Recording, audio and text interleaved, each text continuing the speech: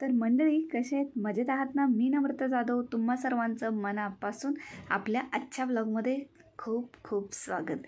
तर आजची डिश काय आहे तर बोंबील बटाट्याचा रस्सा आहे. तर अतिशय साधी सिंपल घरातलेच घटक वापरून बनवलेली ही बोंबलाच्या रस्स्याची भाजी अतिशय चविष्ट बनते. तर तुम्हाला पण अशा छान छान व्हिडिओज पाहायला आवडत असतील तर सर्वप्रथम आपल्या मोबाईलवरून या आपल्या चॅनलला लाईक शेअर सबस्क्राईब फॉलो करून घ्या. त्यामुळे तुम्हाला माझ्या प्रत्येक व्हिडिओची नोटिफिकेशन वेळोवेळी मिळत राहील. तर या ठिकाणी मी पातेल्यामध्ये तेल घालून घेतलेलं आहे.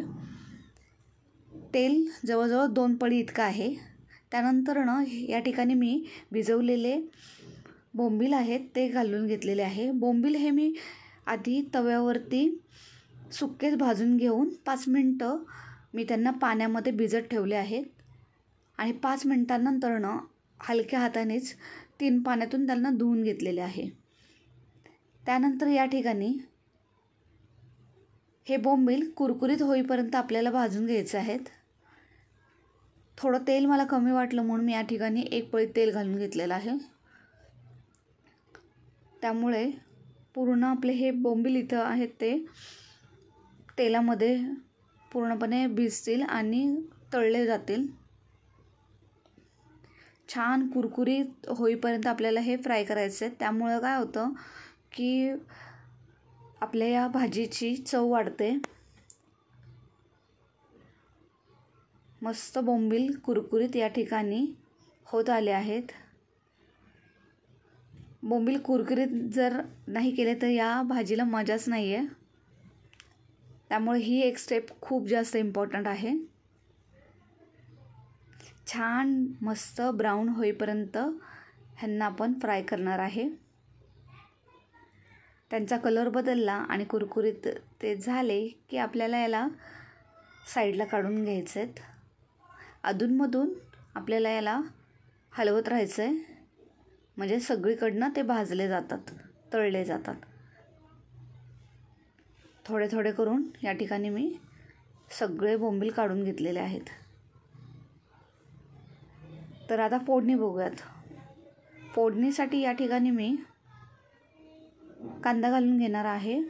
बारीक कापलेला कांदा यामध्ये घालून घेणार आहे. जवळजवळ 1 कांदा मीडियम साईजचा आहे. छानपैकी तोही कांदा आपण परतून घेणार आहे गोल्डन होईपर्यंत. पटकन कांदा शिजण्यासाठी मी मीठ घालून घेणार आहे. त्यामुळे कांदा पटकन आपला भाजला जाईल. या ठिकाणी भाजीला जितकं मीठ लागतं त्या प्रमाणातच घ्या, त्याहीपेक्षा जास्त घेऊ नका, नाही तर भाजी खारट होईल. या ठिकाणी कांदाही पटकन भाजला जातो आणि भाजीसाठी पण मीठ होऊन जातं. हवं तर नंतरही तुम्ही घालू शकता मीठ थोडं चवीनुसार बघून. आणि या ठिकाणी मी टोमॅटो टाकलेला आहे. 1 मीडियम साईजचा टोमॅटो बारीक तुकडे करून घेतले आहेत आणि ते यामध्ये घालून घेतले आहेत. तेही या ठिकाणी शिजवून घेणार आहे. छान टोमॅटो मऊ झाले की मग आपल्याला बाकीचे मसाले घालून घ्यायचे आहेत. टमाटे मस्त मऊ करायचे आहेत. या ठिकाणी थोडं गॅस बारीक केला मी. मीडियम गॅसवरती छान आपल्याला हे टोमॅटो गाळ करून घ्यायचे.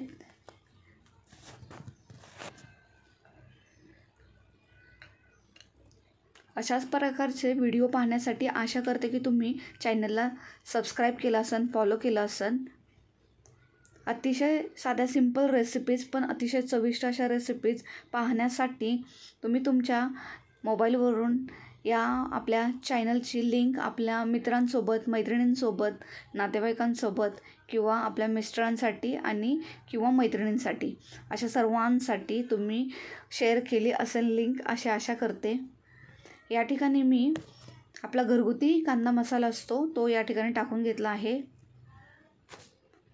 छान परतवून घ्यायचा. कलर त्याचा सगळा असा छान कांद्यासोबत एकजीव झाला पाहिजे. मस्त सुवास सुटेपर्यंत आपल्याला त्याला मंद गॅसवरती भाजत आहे आपण. त्यानंतर ना याच्यामध्ये हळद घालणार आहे. हळद अगदी कमी घालायची आहे, म्हणजे मी म्हणते चिमूटभर घातली तरी चालेल, कारण हळद जास्त घातली ना भाजीचा कलर पूर्णपणे कमी होतो. या ठिकाणी हळदीच्या नंतरनं या ठिकाणी मी वाटलेलं वाटण घालून घेतलेलं आहे. वाटणामध्ये खोबरं, आलं, लसूण आणि कोथिंबीर बारीक मिक्सरला वाटून घेतलेली आहे. त्याचा हा मसाला वाटण टाकून घेतलेला आहे. छान एकजीव करायचा आहे. तेल सुटेपर्यंत आपल्याला याला परतवायचं आहे. थोडं थोडं तेल या ठिकाणी सुटतंय बाजूबाजूने. अजून थोडा वेळ आपण ह्याला परतत राहणार आहे. छान मसाला भाजायचा आहे, म्हणजे तो एकजीव होतो. मी या ठिकाणी घरगुती गरम मसाला, म्हणजेच आमच्याकडे त्याला सावजी मसाला म्हणतात, तो मी घरीच बनवला होता. तो सावजी मसाला पण या ठिकाणी मी अर्धा चमचा घालून घेतलेला आहे. तो जर तुमच्याकडे नसेल तर आपल्याकडे एव्हरेस्टचे मसाले असतात ना, ते पण त्याच्यापैकी तुम्ही फिशसाठीचे जे असेल तो तुम्ही याच्यामध्ये घालू शकता, किंवा एव्हरेस्टच नाही, तुमच्या आवडीचा कोणत्याही कंपनीचा तुम्ही या ठिकाणी मसाला घालू शकता. मस्त मिक्स करून घ्यायचं आहे, एकजीव करायचं आहे. मसाल्याचा फ्रेग्रन्स बोंबलांना लागला पाहिजे. आता तुम्हाला किती पाणी पाहिजे त्या प्रमाणामध्ये तुम्ही यामध्ये पाणी ॲड करा. कितपत तुम्हाला पातळ पाहिजे, अगदी तुम्हाला थोडंसंच पातळ हवं असेल तर थोडं पाणी घाला. रस्स्यासोबत तुम्हाला जर भाकर चोरून खायची असेल तर तुम्हाला पाणी वाढवावं लागेल. छान मस्त उकळी काढायची आता याला.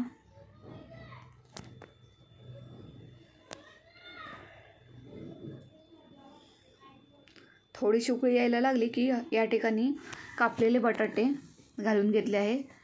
बटाट्यांचं साल्ट काढून तुकडे करून नमकच्या पाण्यामध्ये त्यांना ठेवलं होतं इतका वेळचं, तेही मी या ठिकाणी घालून घेतलेलं आहे. बटाटे फक्त मस्त मिक्स करून घेऊयात. या ठिकाणी जर तुम्हाला मीठ कमी जास्त वाढत असेल तर त्याप्रमाणे तुम्ही मीठ वाढवू शकता. मस्त उकळी आल्यानंतर ना अशा प्रकारे आपली भाजी तयार होते. छान 5-7 मिनटं उकळी काढायची आहे. अतिशय गॅस फास्ट करून उकळी काढायची नाही आहे, मीडियम गॅसवरतीच आपण उकळी काढणार आहे. त्यामुळे आपल्या या भाजीला तेलाचा कट पण येतो आणि भाजी अगदी चविष्ट पण बनते. अशा प्रकारचे सर्व व्हिडिओ पाहण्यासाठी चॅनलला आवर्जून सबस्क्राईब आणि फॉलो करा. या ठिकाणी मी कोथिंबीर घालून घेतलेली आहे, तीही मिक्स करून घेणार आहे. अतिशय सुंदर कलर आला आहे, तुम्ही पाहू शकता. तेवढीच ती टेस्टी पण आहे. तुम्ही ही भाजी भाताबरोबर, भाकरीबरोबर, चपातीबरोबर कशाही सोबत खाऊ शकता. अतिशय चविष्ट अशी ही भाजी बनून तयार होते. ही भाजी मी तुम्हाला सर्व करून पण दाखवणार आहे. या ठिकाणी आपण चेक करणार आहे बटाटा शिजला आहे की नाही. भाजी थोडी गरम आहे त्यामुळे मी सुरीने तुम्हाला थोडंसं प्रेस करून दाखवते. पण बटाटा आणि बोंबील या ठिकाणी शिजले का चेक करणार आहोत.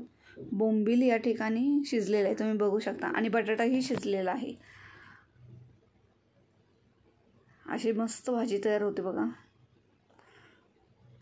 वाढून दाखवते तुम्हाला भाजी. गरमागरम भाजी तुम्ही या ठिकाणी पाहू शकता. अतिशय चटचटीत, झणझणीत आणि चविष्ट अशी ही आपली भाजी बनून तयार झालेली आहे. तर अशाच प्रकारचे छान छान व्हिडिओ पाहण्यासाठी आणि पुढच्या व्हिडिओमध्ये पुन्हा भेटण्यासाठी आशा करते की तुम्ही चॅनलला सबस्क्राईब फॉलो केलं असेल. तर या चॅनलवरती मी अतिशय साध्या सिंपल घरगुती घटकांचा जास्तीत जास्त वापर करून रेसिपी कशा बनवायच्या ते आम्ही इथं शेअर करते. तर भेटूयात पुढच्या ब्लॉगमध्ये.